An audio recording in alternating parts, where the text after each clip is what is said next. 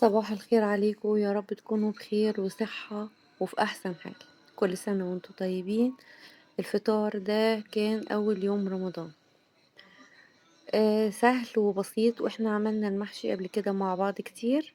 هنشوف تتبيلة الفرخ.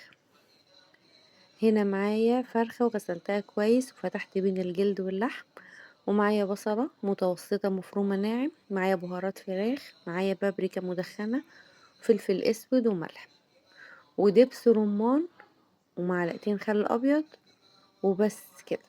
تتبيلة بسيطة جدا بس كان طعمها هايل. انا نزلت بالخل على التتبيلة بتاعتي، او البهارات بتاعتي عفوا. البهارات الفراخ دي انا عملتها معاكم، وهي فيها كل الحاجات اللي محتاجاها اي تتبيلة للفراخ، بس انا زودت بابريكا وفلفل اسود وملح. هنزل هنا بالبصلة بتاعتي، اللي عايز يزود كمان فصين توم مفيش مشكلة، بس انا اكتفيت بالبصل بس. وهناخد معلقة دبس رمان، ودبس الرمان هنا هضيف برضو معلقة كويسة كده على الورق العنب، وهنا ضفت معلقة على التتبيلة بتاعتي. كان فطار سهل وبسيط، واحنا مش محتاجين اكتر من كده في يوم رمضان، لان الناس بطبيعتها مش بتاكل كتير، وكمان ممكن الاكل بتاعنا يفضل اليوم اللي وراه. وفعلا والله ده اللي حصل معايا، فضل اكل كتير ما شاء الله اليوم اللي بعده. التتبيلة دي كده انا هدخلها جوه الفرخة، وهدخل كمان منها بين الجلد واللحم زي ما احنا شايفين كده. وانا كنت عاملاها بعد السحور ليلة رمضان، فاخدت وقت، فكانت النتيجة بتاعتها حلوة قوي، وكان طعمها هايل بصراحة.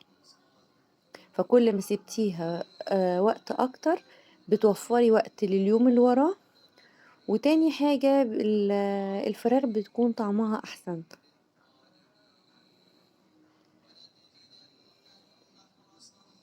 حاجة سهلة وبسيطة جدا.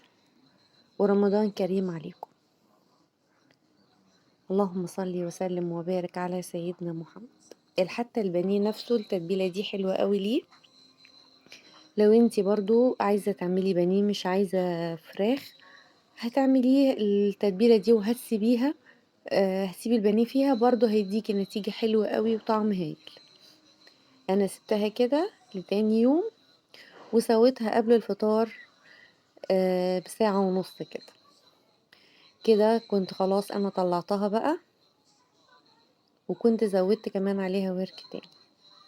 هنا معايا ورقة زبدة، انا بليتها بمية وكان مشتها كده، علشان مش عايزة الورق الفويل يبقى منه للفراخ على طول. وكمان بليتها علشان ما يلزقش في الفراخ بدل ما اضيف زيت. كده انا قفلت عليها وهدخلها فرن سخن على درجة حرارة 200، وقعدت حوالي ساعة وربع. هنا معايا محشي مشكل انا كنت عملته معاكم قبل كده، ومعايا هنا ورق عنب، وضفت شرايح ليمون، وضفت كمان معلقة دبس رمان زي ما قلتلكوا قبل كده. وهنا حطيت طبق على زي العادة يعني علشان اول صف يستوي كويس.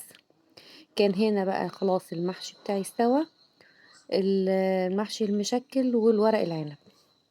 وده كان الفطار بتاعنا. ودي كوبيبة لسه هنزلها لكم على القناة.